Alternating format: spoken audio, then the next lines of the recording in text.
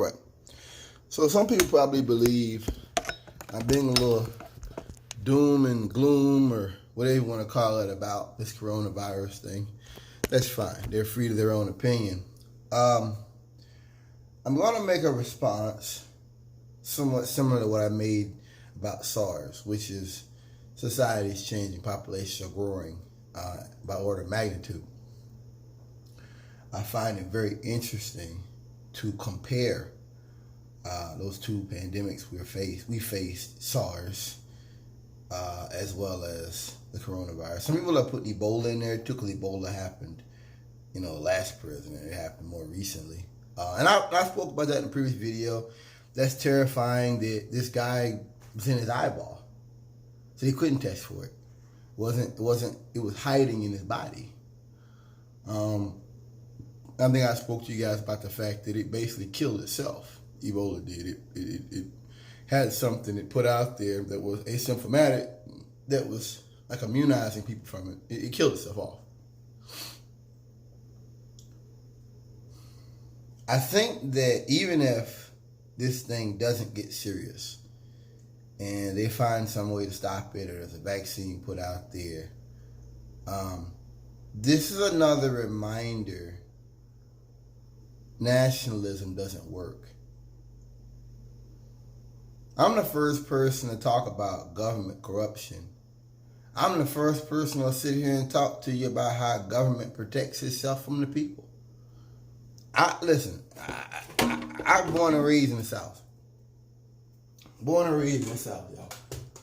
I'm the first person to sit here and talk to you guys about that. That you have corruption in the South, and you got people who, have their own interpretation of the law. I'm the first one to talk about that kind of stuff.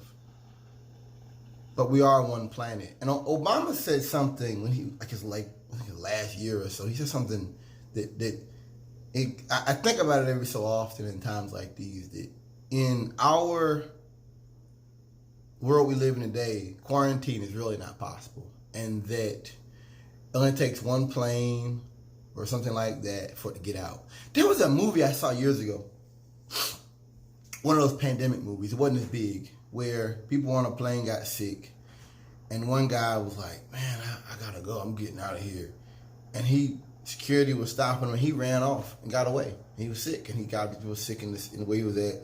And then the U.S. Marshals had a prisoner on the plane, and when they had him in quarantine, all of his men came in and broke him out. And when they broke him out, all the other guys got free too. We haven't even talked about that. I heard a woman speak on something like that. She called it defiance. We haven't talked about that. Whereas you have people who are ignorant, who don't know science, who don't care about science, and when you tell them they can't leave and stuff like that, they're going to say, "If you're gonna leave anyway." I'm talking about these rednecks. I'm talking about, because I'm gonna tell you, people in the South, they don't really care about science here. I live in a city. I live in Charlotte. But people don't really care about science here. They don't. You just talk to them for a little while and you see it. It's just great ignorance about basic things. And that's one of Trump's smartest things, was finding the dumbed down, ignorant, backwards groups and inserting that anti-immigrant, hey, blacks are the problem. Those brown people, they're the problem. They're taking your jobs. And not the fact that capitalism has put it out where they're moving towards increased AI. And you have these people in the South that knowingly hire illegal immigrants so you don't have to pay you. They don't talk about that. No. They just had a thing, Forest, Mississippi. There were a bunch of washing my juicer. They had a bunch of illegal immigrants down there. I think they had tried to unionize or something. And so somehow mysteriously, guess what? They get raided.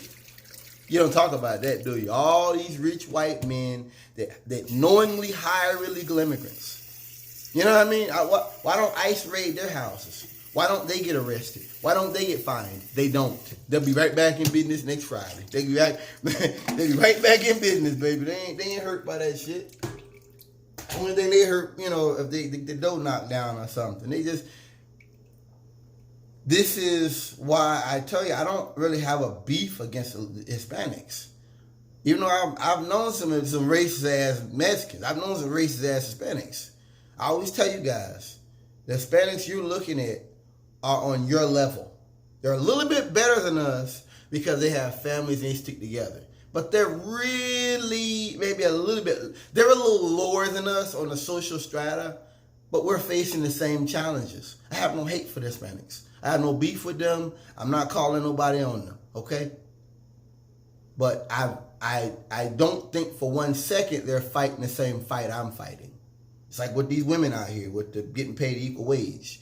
I'm sympathetic, but I don't believe for 1 second they're gonna be out here marching for me. And you be a fool to think exactly just because I'm not blind, man. Just because I can see someone's abusing you doesn't mean that me and you are not friends. I'm not blind, and I was raised to do what's right, and I was raised to speak the truth made heaven fall. I was raised to do justice, and to carry that fire inside of me. I was raised right. But I'm not a fool to think that because I help you. No, but you do right because it's the right thing to do. Like Dr. King said, that injustice anywhere is a threat to justice everywhere. I believe this. This is something I believe 110%. Much of what King said, 100% on point. Anyway, if we were to get if it was to get bad, nationalism will not save us. Trump's gonna just close all the borders. He's gonna say just fuck everybody else. I had a feeling for some reason that before he got out of office there'd be some major challenge. I don't know why. I just got I've been having this feeling for a while. Cause my hope is that, listen, man, my thing about Trump is like this. It's like a bank robber breaking it. What they tell you? Just give them the money. That's when I was working for Sigma. They said just give them whatever they want. I had to watch a video about that. Or somebody, we out there at night and stuff. Somebody try to rob you. They taught you could lock yourself in the trailer, and the doorknob on the inside you could turn it and it'll knock the whole lock out. You can just walk out the door. But lock yourself in the trailer. Give them whatever they want. That was my thing with Trump, that with all these racists, all these white trash out here, that Trump would just fade out. Even if he didn't go to jail, it just fade out. And with this pandemic, I realized that may not happen. We may be faced with some serious decisions here in the future. And I just don't think Trump is capable of bringing together the right people, the right team, to act in a manner that is good for all. Excuse me. I don't think that Trump is capable of it. That is something that terrifies me. That's something that terrifies me. The idea that this fool has to make decisions for the whole world because he's gonna fuck it up. Trump is a crook, man. He's a crook in every way. He's a crook. He's a crook and he's a liar, and he goes out of his way to show you that. He goes out of his way to show you how nasty he really is. That's why at this point, anybody that supports him, I look at them like, yo, you dirty too. Oh yeah. That's my first thought. Yo, you fucked up too to support this bastard.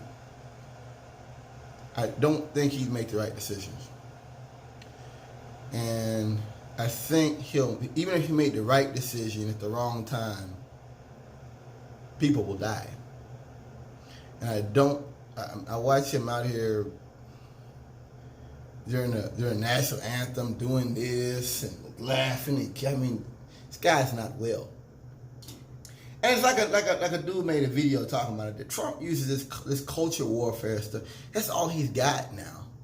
That's all he's got. That's all he's got is culture warfare and threatening people and going on. That's all he's got, man. It's. I'm saying it like it's funny. It's terrifying. because he's threatening people who could do us a lot of damage. So it's not funny. I'm just saying it because it's reality. That's all he's got. And these rednecks like that. They really I'm sorry. Cause it's so, I guess, kind of like cold. I get ready to wash this. I just heat the water up, boil up water and pour it in there. That's the fastest way to do it. Cause this water be running forever and it'll be just lukewarm. I want to wash my dishes with hot water. Yeah. But yeah, I really think this fool will make the wrong decision and get a lot of folks killed. And the thing about Trump is he doesn't have any humanity. I think that's why these white men love him so much, is that he's not going to sit back and feel bad about killing a bunch of people.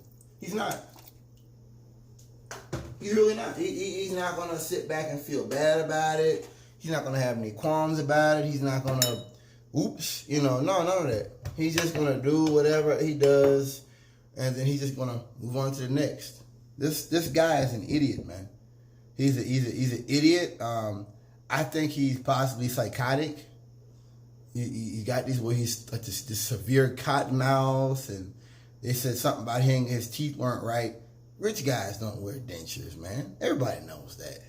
That's for poor people. You see how they work? See how they do things? They like the rich man's talk. But when the rich man makes a mistake, they try to use poor man mythology to explain it away. You know what I'm saying? But Trump is not a poor man. It would be like if I had I got the U.S. military. I got like NATO. I got like the most advanced technology war making has out here. And we make mistakes, and they're like, well, that's what. No, dude, we're on a different level. We're not some Banana Republic running around with flip-flops on AK-47s. You can't do that. You can't be at that level and make those kind of mistakes. Trump, he's got some serious problems. I don't say that to be funny. I don't say that to make a joke. I say it because it's terrifying. The power this man has, he's gonna make some wrong decisions. And I don't even think when he makes the wrong decisions that he'll even feel bad about it. That bothers me. He's not fit to be president. And I'm not just saying it because I don't agree with his politics, which obviously, of course, I do. I'm saying it because this guy's just not fit to be president in every way. Man, they ask him about a recession, and he says, well, if it happens after I'm president, I won't care. You know what that tells you? That tells you that he is not concerned about any kind of a legacy. And that goes back to what I've said before about Michael Brooks, the fascist psyche. Great interview he did, and it was Matt Kreisman or something. And he was basically talking about how you're not a part of this anymore. We're not a part of this anymore. So we're just going to step on the pedal. We're not even going to deal with what America's facing, rampant inequality, racism, these areas with cancer clusters and all this. We're not even going to deal with the aftermath of being at war for 20 years, what happens, the veterans and the broken. We're not even going to talk about that. We're not even going to deal with that. What we're going to do is step on the pedal. We're going to run into that brick wall at 100 miles. Instead of just like if you slide or something, you're going to hit the wall. You hit the wall at 10, 20 miles per hour. You won't do a lot of damage. You won't get hurt.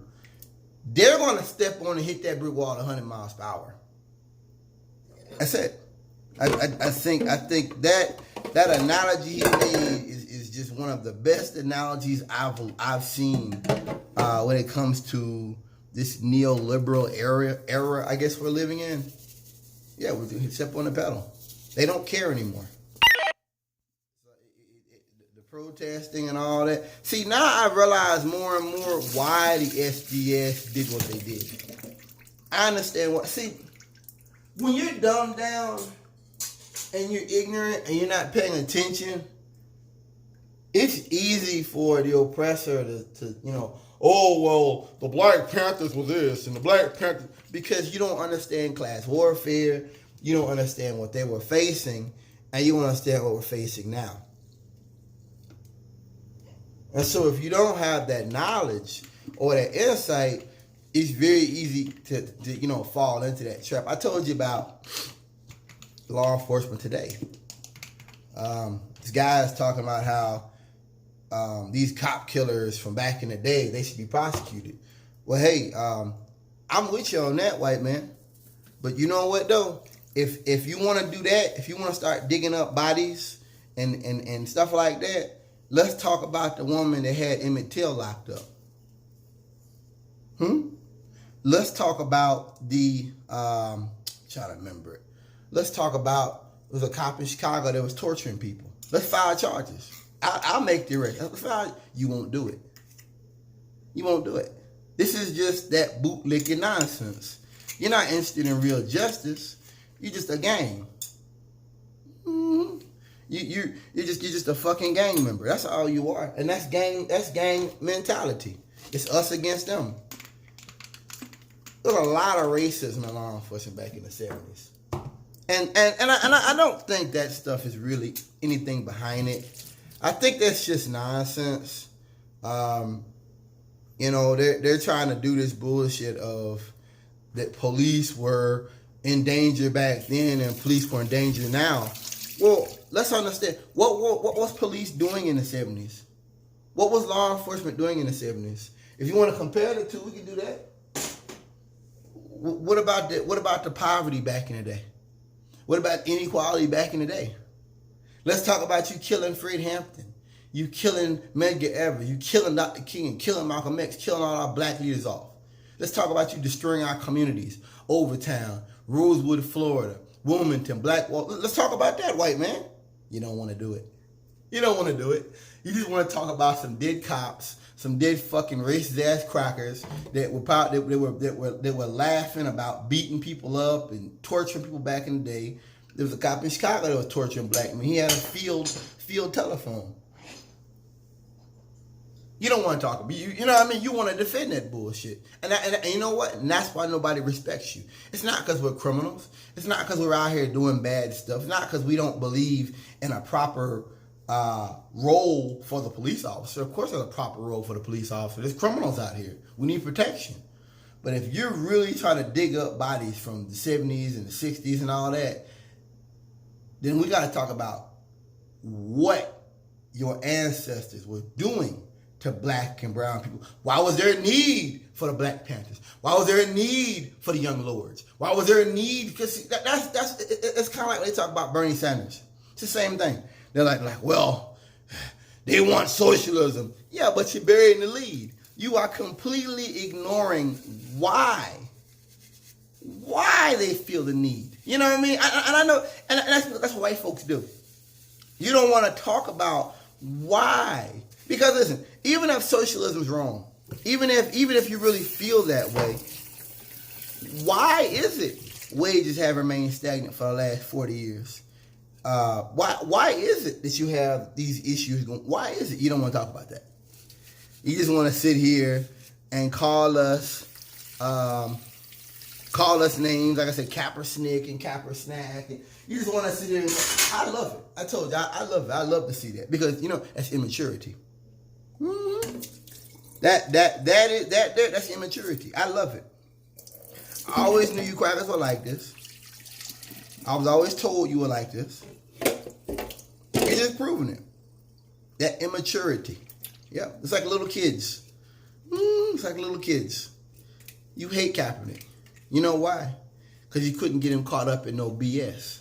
You ain't got him at no sex parties. He ain't gone out here and got into no drugs. He ain't gone out here beating his women. He ain't got no warrants. He ain't out here getting in locked up, going to jail, none of that. And you hate that, don't you, white man? You hate that. Because you can't use the thug card with him. You may not like what he says. But you can't use it.